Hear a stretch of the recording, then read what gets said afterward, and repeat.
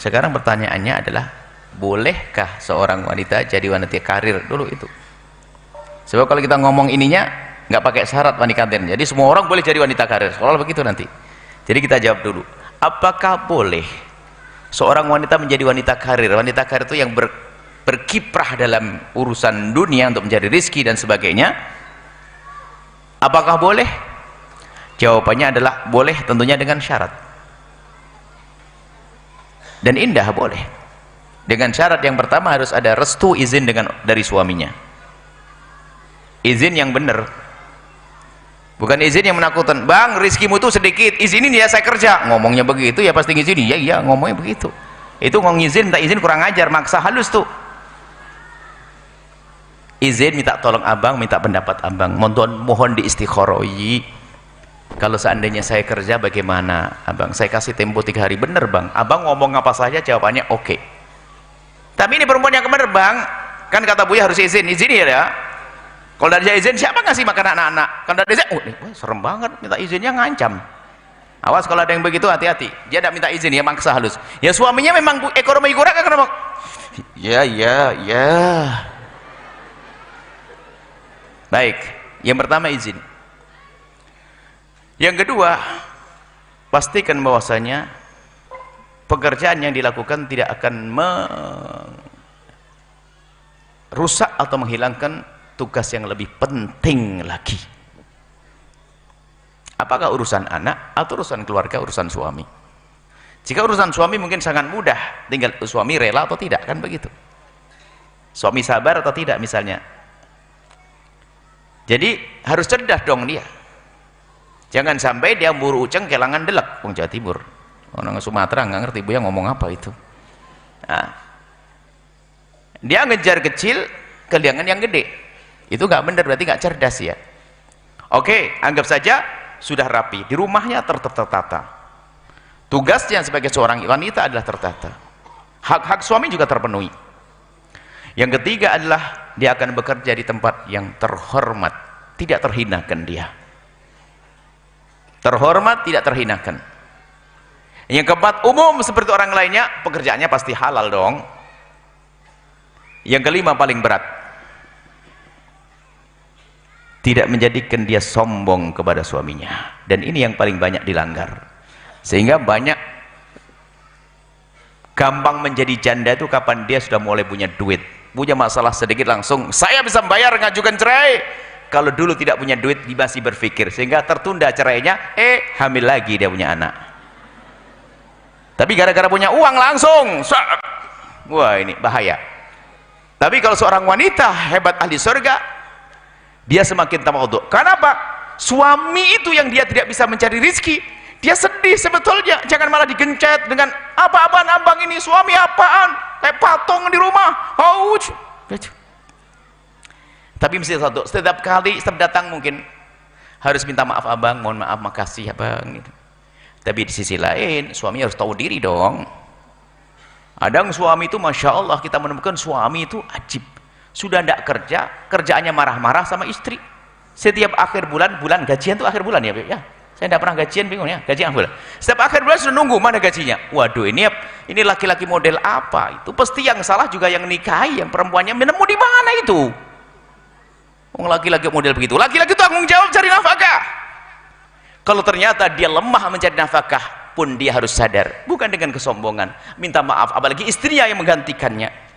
Bekerja mungkin dia tidak mampu, mungkin dia jatahnya jatah bangkrutan, tidak dagang kecuali bangkrut. Suami yang bermain karena dia terlalu lembut, dipinjami oleh ini gampang habis, dagangan habis. Istri bermain, tapi dia tidak boleh sombong. Seorang suami tidak boleh sewenang-wenang, apalagi malah menikmati ongkang-ongkang dia. Ya itu naudzubillah. Ini laki-laki model apa itu? Dia laki-laki bukan laki-laki. Kalau memang dia nggak mampu ekonomi karena sakit dan sebagainya, dia tetap menghormati istrinya. Tapi ingat, sang istri harus punya ketawaduan. Dan yang paling banyak adalah menjadi sombong dia, sewenang-wenang. Ya itu tadi. Lah, ada hubungan dengan pertanyaannya. Lah kalau sang istri meminta, jangan bahasa menyuruh dong. Suami istri itu kan main suruh-suruhan dong. Kita perlu merubah kalimat, minta tolong kepada suaminya untuk misalnya menanak nasi gimana. Kalau bahasa cinta sih nggak ada masalah. Jangankan wahai istriku kok hanya menanak nasi, aku suruh naik ke puncak gunung pun akan aku turuti, gitu bahasanya. Karena bahasanya bahasa indah. Kalau sudah dalam suami istri sudah mulai saling merendahkan, ya kayak tadi memerintah, bukan. Karena istri kebetulan harus berangkat pagi-pagi, mungkin dia seorang profesional, dokter dan sebagainya.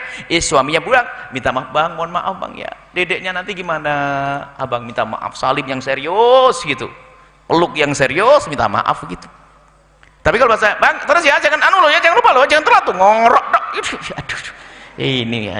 Dan memang kadang suaminya bener ngorokan, tapi pun juga anda boleh dimarah-marahi gitu, cara yang lembut. Jadi jika wanita tersebut memang tidak bisa menjalankannya karena ada tugas yang sudah diizinkan oleh suami, ya tinggal bahasanya yang cantik dong, bang mohon maaf. Sampai di kantor, bang terima kasih bang, abang sudah masakan, abang mohon maaf, itu sebenarnya tugas saya bang ya. SMA nya gambar lovo yang 15 jadi gitu loh.